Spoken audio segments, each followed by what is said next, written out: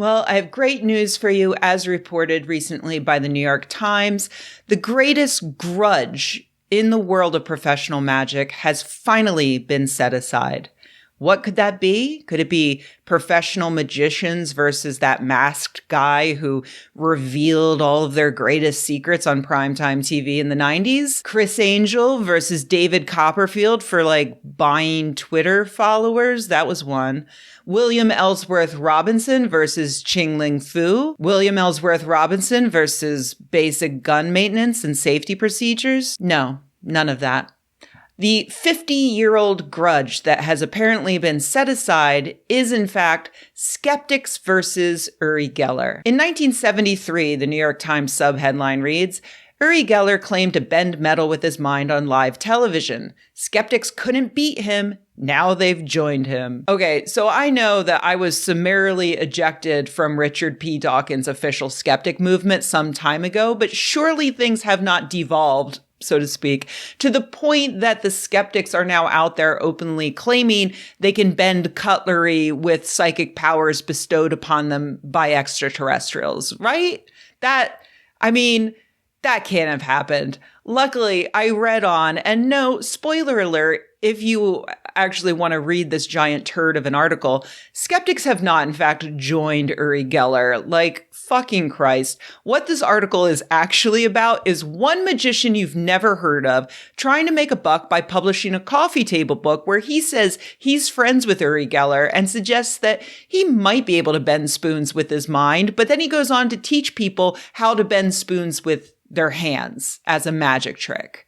The New York Times doesn't mention that part for some reason, but don't worry, Penguin Magic is very clear that spoon bending is just a magic trick, and this book is in part sharing the techniques that magicians can use to bend their spoons, and the techniques that Uri Geller uses to bend spoons with his hands. As an aside, I find it interesting that back in the 90s when I was learning magic, we had to go to dusty old libraries and find ancient techniques hidden in books from the 1940s. So it actually makes a lot of sense that in 2023, kids have to visit a website that looks like it was made in the 1990s.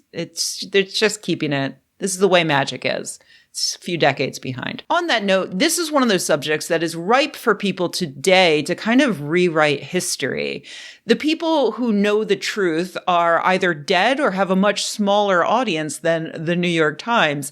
So there's a chance that this is just going to be the truth now, But I know the truth, so I'm going to do my part to speak up against it in the vain hope that this bullshit doesn't go completely uncontested. So let's just dive right in.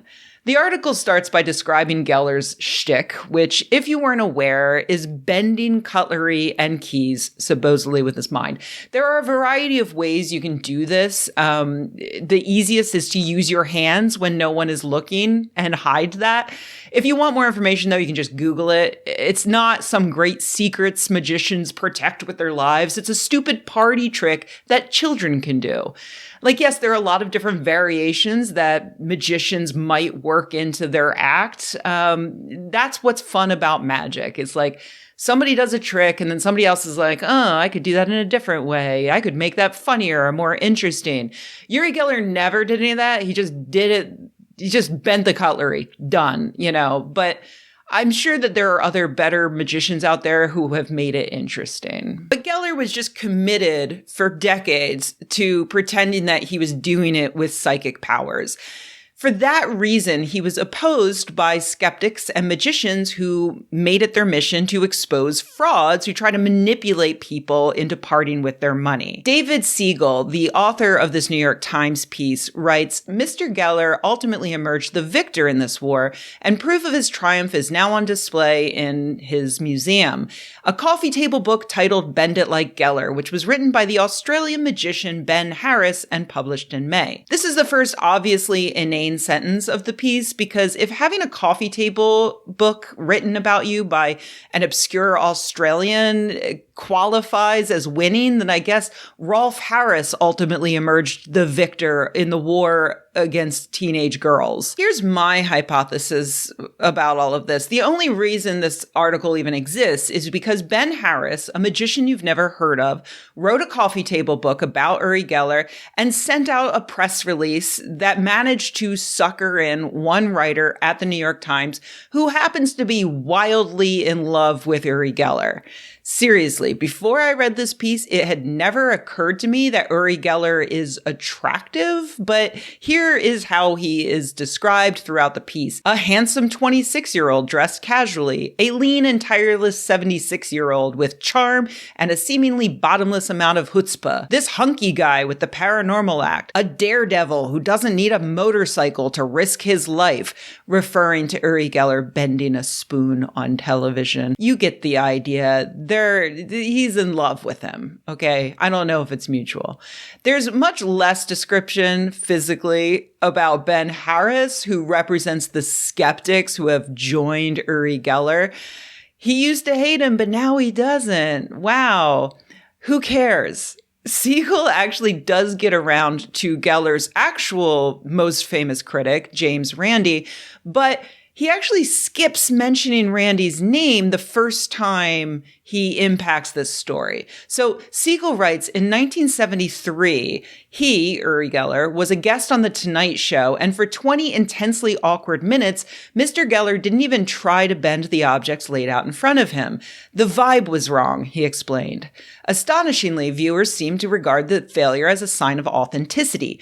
Only someone at the mercy of the universe's unpredictable vibrations, went the theory, could have flopped like that. This is a fascinating description of that event because Geller didn't fail because the vibes were wrong. He failed because Johnny Carson asked his good friend James Randi what to do when this enormous fraud was coming on the show. And Randi instructed him to have his own set of silverware and not allow Geller or any members of his staff to get anywhere near it before showtime, because Geller's entire act required him to prep the spoons ahead of time. And he hadn't even bothered to put in the effort to come up with any trick involving an unprepped spoon. Like, make it stick to your nose or something, Geller. Jesus.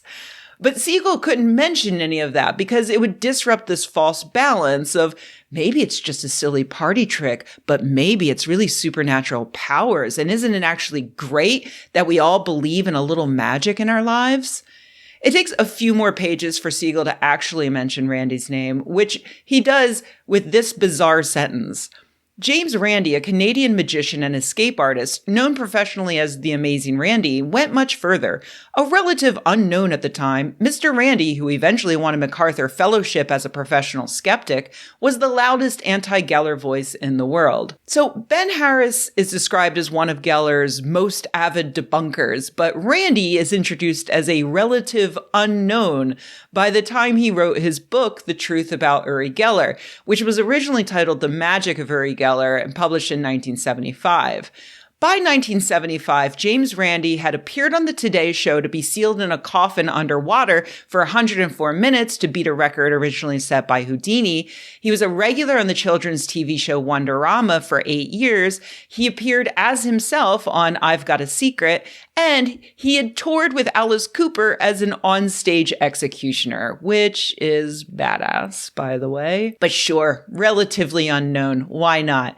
The implication here is that Uri Geller made Randi, despite the fact that he went on to be lauded as an escape artist after getting out of a straitjacket dangling over Niagara Falls. The fact that he wrote 9 more books not about Uri Geller, he won the MacArthur Genius Grant for his work exposing faith healers, not Uri Geller, and he won a raft of awards and honors from magic societies around the world for his contribution to professional conjuring, not Uri Geller. Siegel goes on to point out that Geller unsuccessfully sued Randi for libel, but fails to mention that Geller actually lost 3 libel lawsuits over Randi's book about him. Siegel says that Randi, despite being found to be in the right every time, burned through most of his $272,000 MacArthur grant covering personal legal expenses. And then 2 sentences later, he says that Randi's vitriol towards Geller is hard to fathom. Really, David Siegel? Really? Is it hard to fathom that Randi might be just a little pissed off at an absolute con artist who says aliens gave him the ability to bend cutlery with his mind, ended up costing Randi $250,000 even though Randi was in the right? Really? Is that hard to fathom? And in a stunning display of both terrible writing ability and lack of basic self-awareness, this sentence is immediately followed with the non sequitur that Geller made millions of British pounds conning mining companies into believing he could divine ores for them. Was he able to? Geller says he doesn't remember. So that's the end of that. Let's leave it up to the reader, I guess. I know that if I were paid millions of British pounds to find ore with my mind, I'd remember whether or not I did it. Siegel also notes that Geller wrote a few books like Use Your Psychic Powers to Have It All, Release Your Psi Force for Health, Wealth, Success, and Peace of Mind.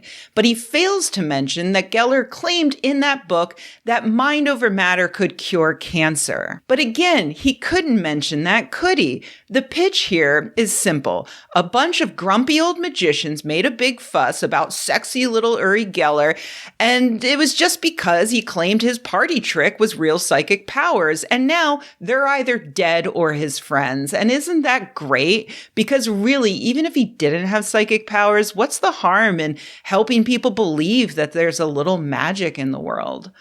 Well, that's the harm. Siegel even says the point outright, and he still misses it. The point, he writes, is that Mr. Geller is an entertainer who challenges a relationship with the truth, and his bent spoons are ultimately the precursors of digital deepfakes, which are bad, by the way. Those things are bad, David Siegel. Deepfakes are bad.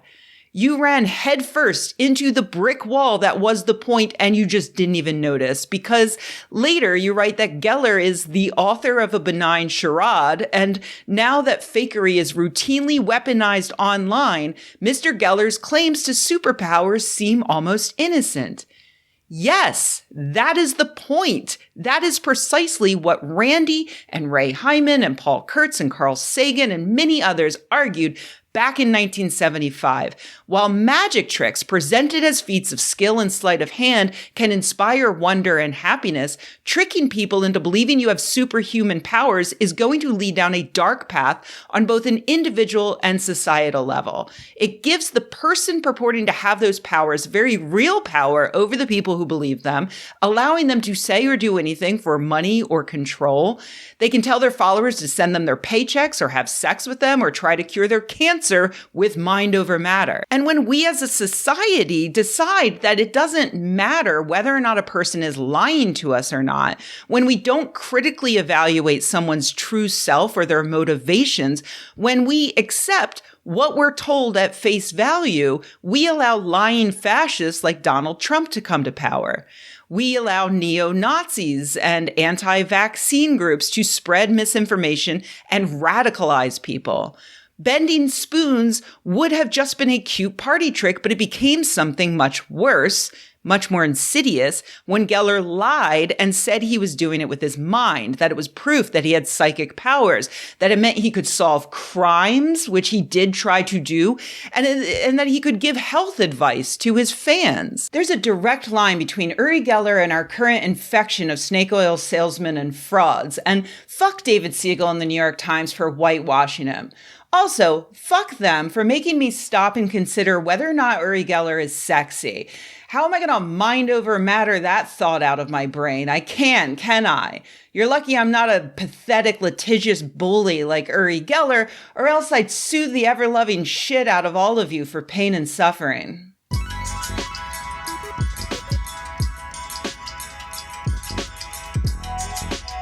Hey everybody, thanks for watching. If you enjoyed this video, please give it a like. If you loved the video, please subscribe.